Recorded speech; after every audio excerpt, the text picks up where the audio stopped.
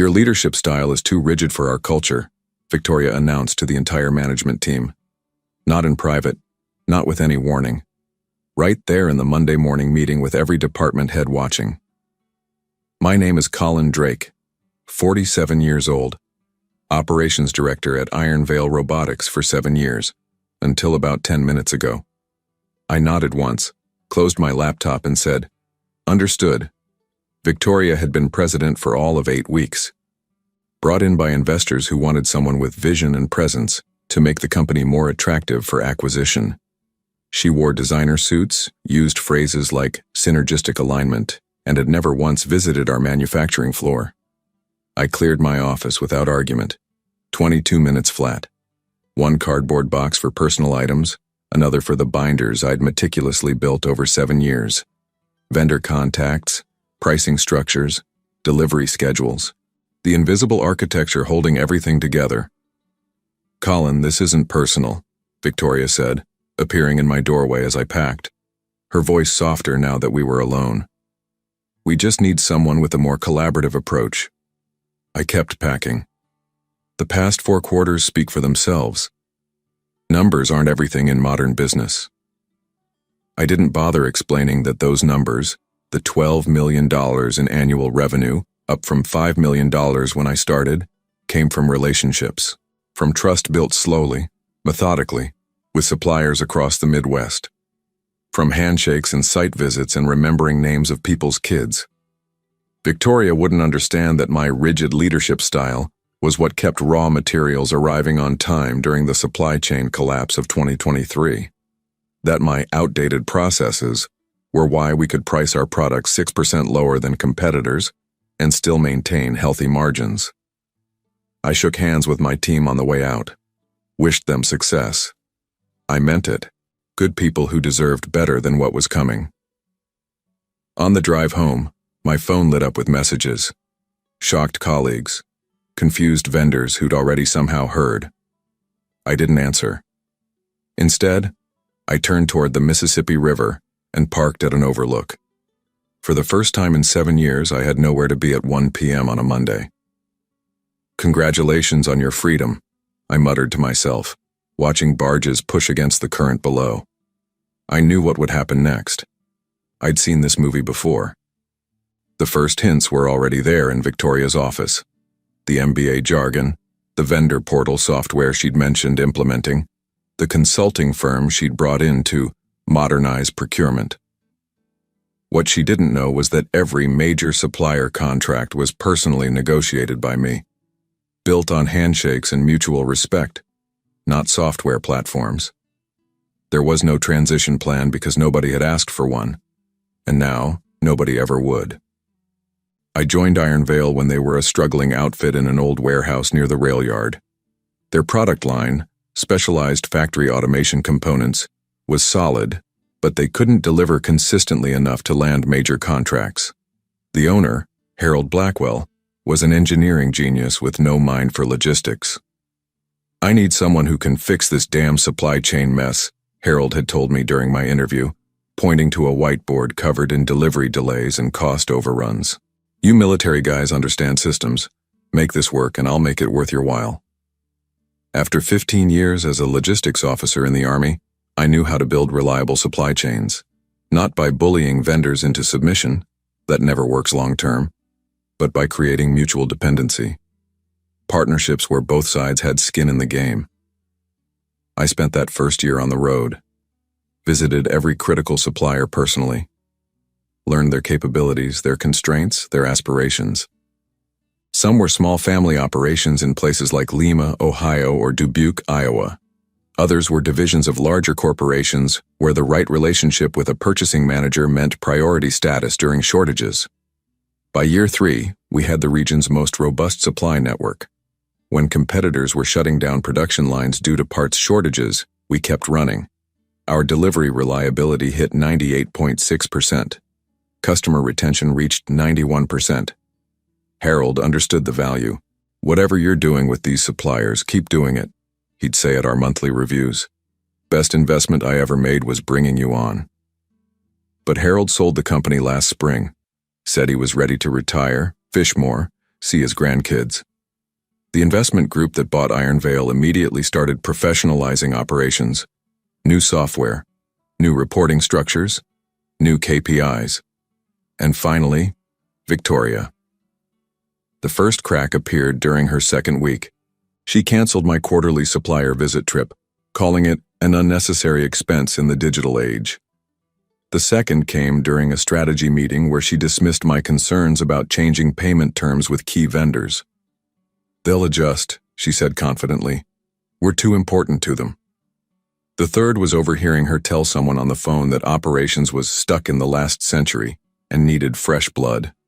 I could have fought harder, could have explained that our success was built on precisely the old-school approach she was dismantling, that our suppliers worked with us because of trust, not just transactions. But I recognized the pattern. I'd seen it in the military too. New leadership determined to make their mark by changing what already works. So I started making copies of my contact lists, backing up my notes, preparing for the inevitable. When it came, the only surprise was the public nature of my dismissal. 3 days after my firing, Thomas Franklin called, chief engineer at Falwyn Security, one of our biggest customers. "Heard what happened," he said. "Their loss. Listen, you free for lunch? No agenda, just two old guys complaining about the world." We met at a steakhouse downtown. Thomas was pushing 60, with the weathered hands of someone who'd spent decades building things before moving into management. "So what's next for Colin Drake?" he asked after we ordered. "Taking some time, evaluating options." Thomas nodded. "Heard from anyone at Iron Veil?" Radio silence. "Not surprised. Victoria's already making waves. Announced a new vendor management system yesterday. Mandatory for all suppliers." He studied my face. "You didn't set that up, did you?" "No. All our vendor relationships were personal. Direct lines of communication.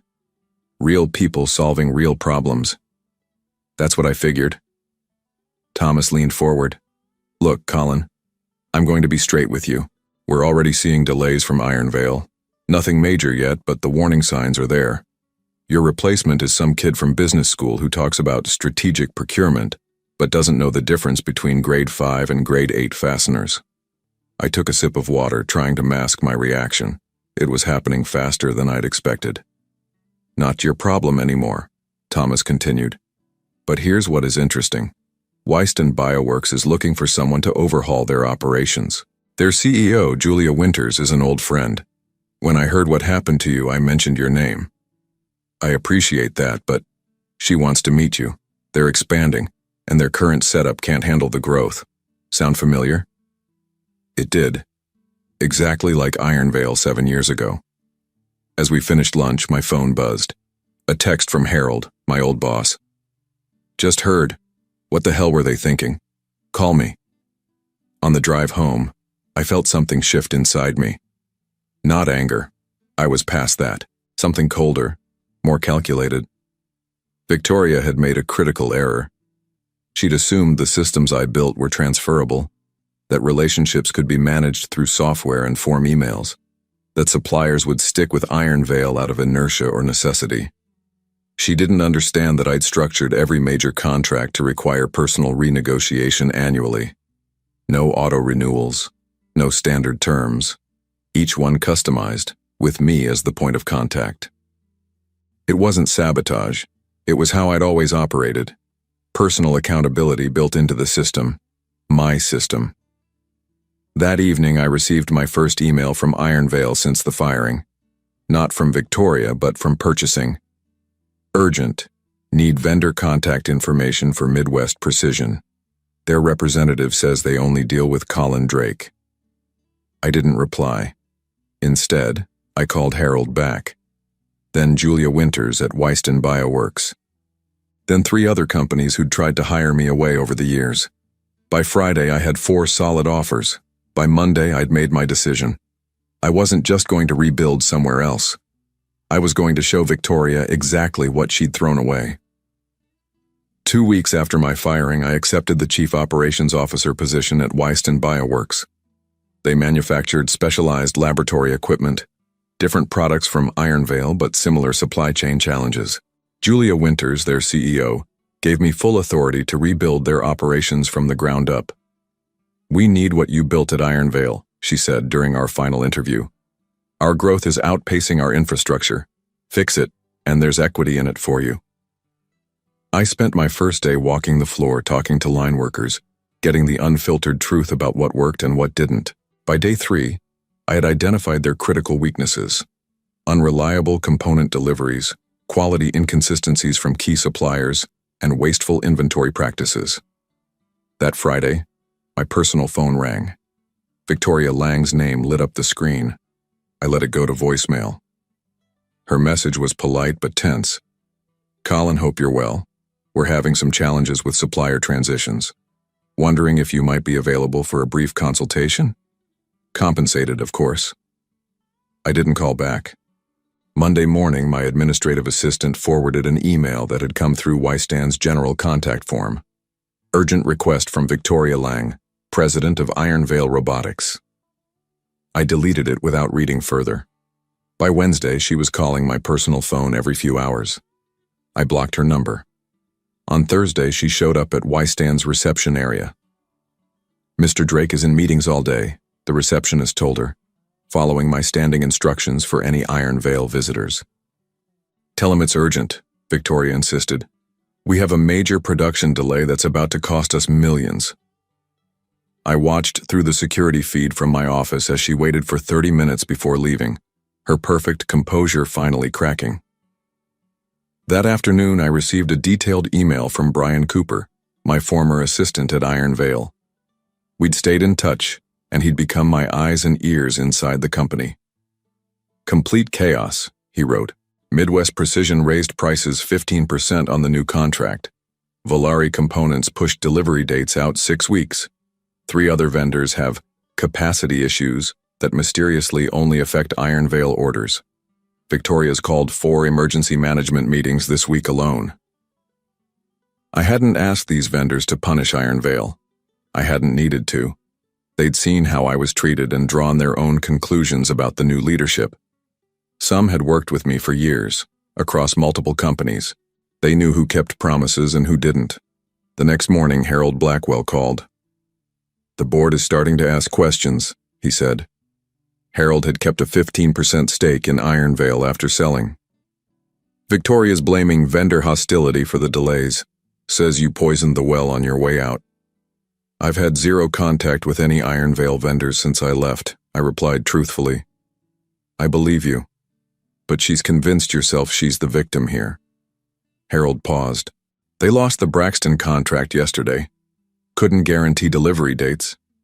Braxton Industries. A client I'd personally cultivated for 3 years before they finally signed on. One of Iron Veil's largest accounts. "Not my concern anymore," I said. "Of course not," Harold agreed. "By the way, how's the new gig?" "Different challenges, similar solutions." I hesitated. "I might need to bring on some additional manufacturing capacity soon. Know anyone looking to sublease factory space?" Harold chuckled. "Funny you should ask. I might have some leverage to help with that very soon." A week later, I received a formal letter from Iron Veil's legal department, claiming I had violated non-solicitation agreements by interfering with their vendor relationships. I forwarded it to Julia's legal team without comment. Their response came back within hours. No merit, no evidence, no concern. They were right. I hadn't solicited anyone. I had simply stepped aside and let reality take its course. That night I slept better than I had in months. A month into my new role at Wystan, I received a message on LinkedIn from Eleanor Hayes, Iron Veil's head of finance. We'd worked well together during my time there. Both of us detail-oriented, process-driven professionals who preferred results over politics. "Can we meet?" was all she wrote. We chose a coffee shop halfway between our offices. Eleanor looked exhausted, the kind of bone-deep fatigue that comes from fighting unwinnable battles. "They're blaming you for everything," she said after we sat down. "The vendor issues, the production delays, the lost contracts. Victoria's built this narrative that you sabotaged the company on your way out." I stirred my coffee. That would require planning I didn't have time for, given the 10-minute notice of my termination. I know. But here's what you don't know. Eleanor lowered her voice. Victoria was brought in specifically to cut costs and prep the company for a quick flip. The investors want to sell within 18 months. They need to show consistent 20% margins. Iron Veil was already profitable, I noted. Not profitable enough for them. Your vendor contracts were too fair. They protected both sides. She pulled out her tablet, opened a spreadsheet. Look at these targets. They need to squeeze an additional 12% out of the supply chain. I studied the numbers. Impossible without gutting quality or shifting to overseas suppliers, which would create months of production gaps and destroy the company's reputation for reliability. There's more, Eleanor continued. Victoria didn't fire you because of your leadership style. She fired you because you were the only one who would have challenged these targets. The rest of us were kept in the dark until after you were gone. That's why it was so public, I realized. A warning to everyone else. Eleanor nodded. Exactly, and it worked. Nobody's pushing back. So why tell me this? She closed her tablet. Because I handed in my resignation yesterday. I'm not participating in what comes next. And... She hesitated. There's a board meeting next week. They're going to discuss emergency measures, including potentially closing the St. Paul facility and moving production to Mexico. 200 jobs. Gone. Harold won't let that happen, I said. Harold's being pressured to sell his remaining shares. They're making it very difficult for him to say no. I walked Eleanor to her car, thanked her for the information, and drove straight to Harold's house. I found him in his garage, tinkering with an old motorcycle. They're going to gut the company, I told him, relaying what Eleanor had shared. Harold put down his wrench, wiped his hands on a rag. I've been feeling the squeeze. Bastards want my shares at 10% below what they're worth. Don't sell. Easy for you to say. You're not getting calls from their lawyers every day. I leaned against his workbench. What if there was another option? What if Wyston acquired Iron Veil instead? Harold stared at me. You're serious? Julia's looking to expand. She needs manufacturing capacity. Iron Veil needs leadership that values what it's built. It makes sense. Victoria's investors wouldn't sell to you. Too much ego involved now. They would if Iron Veil was on the verge of collapse, if their only hope of recovering their investment was a fire sale. I met his eyes. How long until the cash flow problems become critical?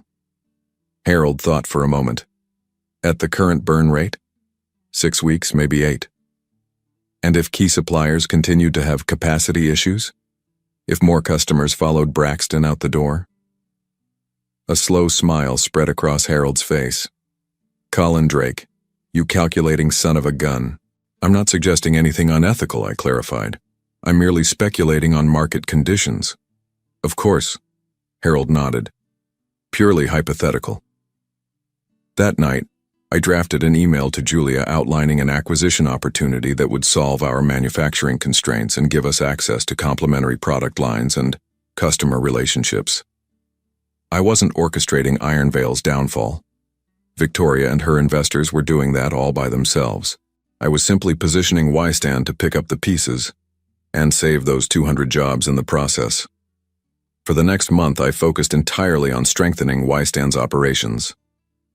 We implemented new inventory controls, streamlined production flows, and established clear quality standards. More importantly, I rebuilt their supplier relationships using the same approach that had worked at Iron Veil: personal connections, mutual benefit, and long-term thinking. Meanwhile, Iron Veil's situation deteriorated exactly as I'd predicted. Not because I interfered, but because Victoria's aggressive cost-cutting and impersonal vendor management created natural consequences. 3 more clients suspended orders this week, Brian texted me. Production's running at 40% capacity. They've started layoffs. I forwarded the update to Julia, adding it to the acquisition case I was building. She'd been initially skeptical, but was coming around as the financial advantages became clearer. If we move, it needs to be soon, she responded. before they lose too much value. The following Friday, I received an unexpected visitor at Whiston. Thomas Franklin, my contact from Falwyn Security, showed up unannounced. "Got time for lunch?" he asked. "Over sandwiches at a nearby deli," he explained his presence. "We're pulling all our business from Iron Vale. Can't rely on them anymore." "Sorry to hear that," I said, meaning it. Despite everything, I took no pleasure in seeing good people hurt by bad leadership. "We need a new supplier," Thomas continued. "Someone who can deliver the components we need without drama. Someone like Wyston." I set down my sandwich. "We don't currently manufacture the same components as Iron Vale." "But you could," Thomas smiled, "with the right equipment and expertise." "Hypothetically, yes. What if I told you Falwyn is prepared to sign a 3-year contract with significant volume guarantees? Enough to justify setting up a new production line?" This wasn't just an opportunity for Wyston. It was leverage for the acquisition. A guaranteed customer base would make Iron Vale's assets and workforce even more valuable to us. "I'd need to discuss it with Julia," I said. "But it's certainly interesting."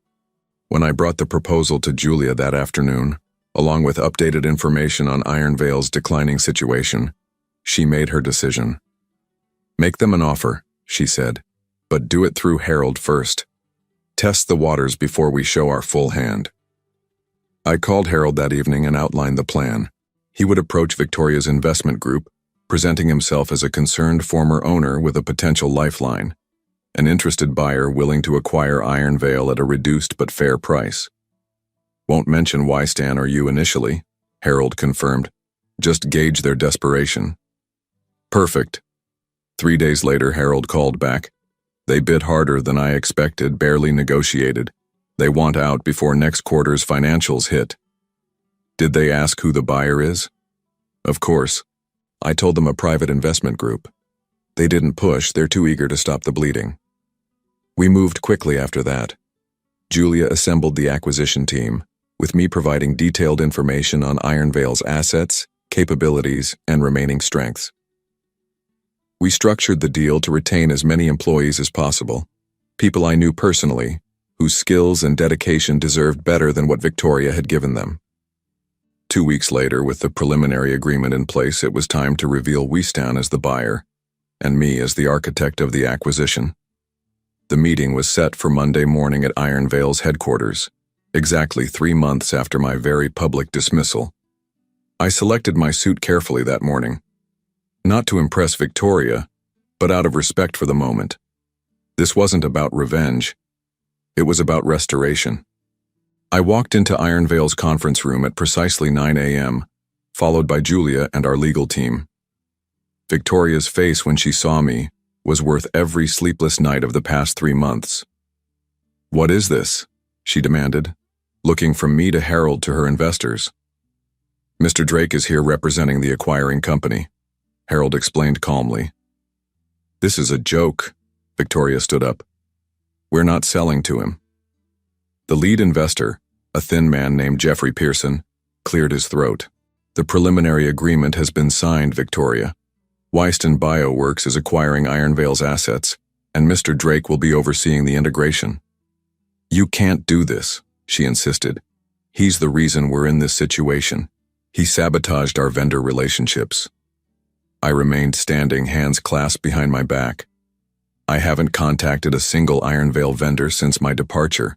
I'd be happy to provide phone records, emails, and sworn statements confirming that fact." "Then how do you explain?" "What you're experiencing," I interrupted calmly, "is the natural consequence of treating business relationships as transactions rather than partnerships. Those vendors didn't need me to tell them how little you valued them." Julia stepped forward, taking control of the meeting. "We're here to finalize the acquisition terms. Wystan will retain majority ownership, with Harold maintaining his current stake. We'll keep the Iron Vale brand and as many employees as operations can support." Victoria looked to Jeffrey and the other investors for support, but found none. They were cutting their losses, and she was just another liability to shed. "What about me?" she finally asked. Julia glanced at me, then back to Victoria. "Your services won't be needed during the transition or beyond." Victoria gathered her papers with shaking hands. You planned this from the beginning, she accused me. You set me up to fail. I shook my head. No, Victoria. You did that all by yourself when you decided that relationships didn't matter, when you dismissed 7 years of work without taking the time to understand it. She left without another word. The investors stayed, eager to complete the deal that would salvage at least part of their investment. I felt no triumph, only a quiet certainty that justice had been served. 6 months later, I stood on the manufacturing floor of the newly integrated Wystan Iron Vale operation. We'd kept 185 of the original 200 jobs, consolidated administrative functions, and expanded production capabilities. Most importantly, we'd rebuilt the vendor relationships that had made Iron Vale successful in the first place. It took time, trust, and transparency, explaining our vision, honoring past commitments, and creating new partnerships built on mutual respect.